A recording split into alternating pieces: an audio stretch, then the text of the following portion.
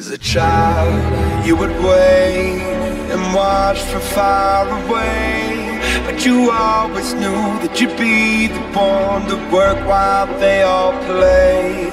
In youth, you'd lay awake at night and scheme of all the things that you would change, but it was just a dream. Vous l'aurez sûrement vu à l'intro, en fait, une nouvelle technologie est en train de bouleverser beaucoup de secteurs et franchement, elle est en train d'arriver en force. On parle bel et bien de l'informatique quantique ou bien les ordinateurs quantiques. Ces super ordinateurs qui utilisent les lois quantiques, les lois de la physique quantique pour résoudre des problèmes liés aux algorithmes. Pour craquer, si on va dire comme ça, c'est un système. Mais pour l'instant, nous sommes encore dans une phase expérimentale. C'est depuis 1900, je pense 1950, qu'on a débuté des recherches sur ces franchement, super ordinateurs. Donc, là, en fait, on s'approche peu à peu vers ce qu'on appelle les ordinateurs quantiques, ces ordinateurs super puissants. La semaine passée, Google a lancé sa première puce quantique à 100 qubits, parce que généralement il faut comprendre que nos ordinateurs classiques comme ce que j'ai là fonctionnent avec des bits du forme de 0 et de 1, mais sur les ordinateurs quantiques ça fonctionne avec ce qu'on appelle les qubits. Franchement, je ne vais pas m'hasarder sur ce terrain. C'est vraiment un terrain où moi-même j'ai appris et j'arrive pas vraiment à comprendre, parce que là on s'en va vraiment dans la structure atomique. Vraiment, c'est exceptionnel. Donc ce super ordinateur là en fait vont permettre en fait de craquer des systèmes vraiment qu'aujourd'hui nos ordinateurs actuels les plus puissants pourraient mettre des millions d'années pour résoudre. Déjà avec la puce Willow de Google, ça peut résoudre un problème particulier en quelques secondes qu'un ordinateur classique le plus puissant au monde actuellement aurait résolu en 10 millions d'années. Vous imaginez en fait. Donc déjà, pour avancer, on va comprendre comment fonctionne un ordinateur classique versus un ordinateur quantique. On va prendre deux exemples. Le premier exemple, c'est, vous avez sûrement vu ce genre de jeu où on a plusieurs chemins qui se sont entremêlés, mais on a une seule sortie. Donc on a plusieurs entrées qui sont entremêlées. Des fois on a une sortie qui arrive, ça part à gauche, ça part à droite, et après on a une sortie, on a juste une sortie, et généralement on a peut-être 100 000 chemins. Je prends un simple exemple. On a 100 000 chemins. Ok. L'ordinateur classique, qu'est-ce qu'il va faire? Il va tester le premier chemin. Il va aller jusqu'au bout, voir où ça bute. Et il va rentrer, prendre le deuxième chemin. Ainsi de suite jusqu'au 100 millième chemin. Donc, il y a une seule sortie. Si, par coup de chance, il arrive à ce que la première entrée soit lié à la dernière sortie, là c'est par coup de chance. Franchement, il prend quelques secondes, il résout le problème. On se dit que non, c'est un problème facile. Mais si en fait c'est le 100 millième chemin qui trouva à la sortie, en fait vous verrez qu'il va prendre 10 jours 20 jours pour résoudre le même problème. En tout cas beaucoup plus de temps. Or l'ordinateur quantique, quant à lui, lorsqu'on va lui demander de résoudre ce problème, en fait ce qu'il va faire, c'est que il va se départager. Bon, quand il dit départager, en fait, c'est... J'arrive même pas à expliquer. Mais en gros, c'est ça. Vulgariser, c'est comme ça. Il va se départager, se diviser. Il va prendre le chemin 1 au 100 millième chemin. Donc, il va tester tous ces chemins-là en même temps. Et vous voyez qu'il va prendre la même vitesse et le même temps qu'un ordinateur prend pour résoudre, pour quitter d'un chemin au bout, pour résoudre tous les 100 millième chemins. Et en quelques secondes, il va trouver le chemin qui va à la sortie et te donner une réponse fixe et te dire s'il a testé. Il va tester les 100 millième chemins en même temps et te dire le chemin qui part directement à la sortie au même temps qu'un ordinateur classique prend pour vérifier si un chemin va à la sortie. Donc imaginez, quelle qu'en soit la puissance d'un ordinateur classique, il ne peut pas rivaliser avec un ordinateur quantique. Là on parle franchement des choses qui défient la loi de votre imagination, parce que généralement lorsqu'on parle d'ordinateur quantique, vous voyez forcément un gros boîtier. Non, on parle franchement des matériaux qui sont dans un environnement spécifique, à des températures qui frôlent le négatif. Donc pour fonctionner, franchement, il faut que des conditions vraiment idéales soient réunies. Ok, donc le deuxième problème, en fait, le deuxième exemple pour comprendre mieux, en fait, ça va vous permettre de mieux cerner la chose et franchement pour tout le monde, il va comprendre. En fait, on va prendre un simple exemple. Vous voulez faire des pâtes sautées. Ok, des pâtes sautées à la viande de bœuf. Ok, je sais, ça met la salive à la bouche. Mais là, c'est pas le problème. En fait, un ordinateur simple. En fait, ce qu'il va faire, c'est qu'il va mettre l'eau des pâtes au feu. Ok, il va attendre, ça va bouillir. Lorsque ça va bouillir, il va mettre les pâtes. Ok, il va mettre les pâtes. Pendant que les pâtes vont bouillir, lorsque ça va bouillir, il va découper les condiments, découper la tomate. Il va prendre après, il va retirer la viande au frigo. Il va laisser décongeler. Il va découper, il va faire frire. Après, il va tout mélanger. Cela, il va tourner, il va me faire frire et tout et tout. Bon, je ne suis pas cuisinier, les gars.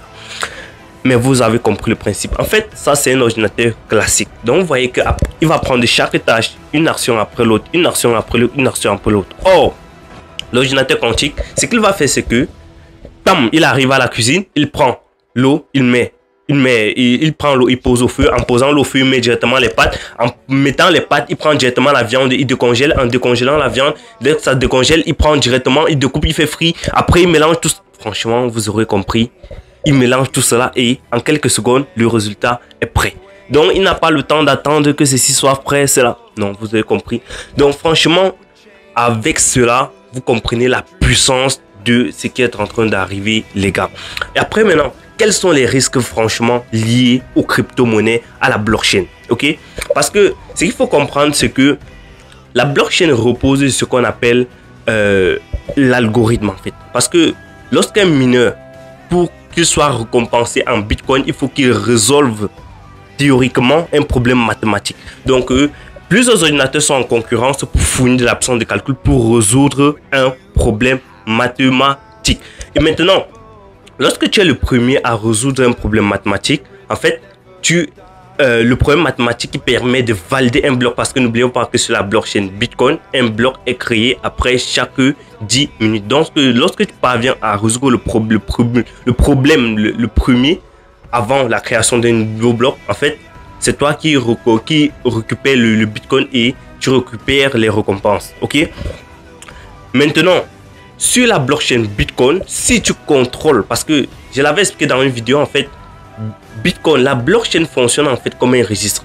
Donc, un registre de confiance. Donc, si une personne, comme une entreprise, je vais prendre un simple exemple, comme une entreprise, vous êtes deux dans une entreprise, si une personne détient plus de 51% des parts de l'entreprise, en fait, c'est lui qui peut prendre des décisions sans te consulter, toi qui détiens les 49%. Donc, c'est-à-dire, si une entreprise parvient à contrôler 51% de la puissance de minage de la blockchain Bitcoin, en fait, il peut dépenser de l'argent qu'il n'a pas, parce que lui-même, il va émettre une transaction, dit j'ai les bitcoins et valider lui-même qu'il a les bitcoins. Pourtant, il n'en a pas. Il peut faire des doubles dépenses, des triples dépenses, franchement, alors qu'il n'a pas cet argent. Donc, vous comprenez rapidement, si quelqu'un a une puce quantique, ou bien si on décide d'utiliser une puce quantique pour craquer, ou bien pour miner du bitcoin, en fait, ça va contrôler plus de 51% de la puissance de minage de calcul. Mais là encore, nous sommes encore des exemples théoriques, parce que je répète, en fait, aujourd'hui la puce quantique est encore en son essai et les problèmes qu'ils sont en train de résoudre, en fait, ce sont des problèmes spécifiques qu'on a créés juste pour tester la machine quantique. Donc, vous comprenez rapidement. Donc, actuellement, la blockchain Bitcoin utilise l'algorithme qu'on appelle le SHA-256, donc 256 bits. Franchement, je ne saurais entrer dans les thèmes techniques, je ne suis pas un expert de la chose, mais en fait, c'est l'algorithme le plus sécurisé actuellement en termes de sécurité, en fait. Donc, en termes de technologie, c'est l'algorithme le plus sécurisé, parce que là, en fait, il va te permettre, je ne sais même pas comment dire, mais en fait, c'est le plus sécurisé parce que j'arrive pas à utiliser vraiment des thèmes très techniques, vraiment à simplifier ces thèmes techniques pour vous expliquer. Mais comprenez juste que l'algorithme SHA-256 bits est l'algorithme le plus sécurisé actuellement sur le marché. Et donc, si on veut utiliser un ordinateur quantique pour craquer cela, en fait, déjà actuellement, c'est pas possible parce que d'après les experts, pour craquer la blockchain Bitcoin, il faut un ordinateur quantique qui a au moins 10 millions de qubits, ok, au moins 10 millions de qubits pour pouvoir craquer notre système de crypto-monnaie. Actuellement, la puce Willow de Google a été lancée avec, je crois, 100 qubits. Donc, vous voyez qu'on est encore loin des 10 millions. Et comprenez que lorsqu'on passe de 0 à 50 qubits, en fait, au fur et à mesure qu'on augmente des qubits, la structure, l'ordinateur devient plus instable et il y a plus d'erreurs dans les calculs. Ok, même si aujourd'hui Google dit qu'il a trouvé un algorithme qui permet, lorsqu'il ajoute chaque qubit, en fait, ça rectifie l'erreur, mais techniquement, en fait, c'est faux. D'après les experts, en fait, chaque qubit ajouté augmente exponentiellement. Donc, il faut bien comprendre exponentiellement le risque d'erreur et le risque d'instabilité du système. Donc, on est encore loin des 10 millions de qubits qui peuvent vraiment craquer la blockchain Bitcoin. Et la bonne nouvelle encore, c'est que actuellement, même si on est en train de créer cet ordinateur quantique, il y a d'autres personnes qui sont en train de créer ce qu'on appelle des algorithmes post-quantiques.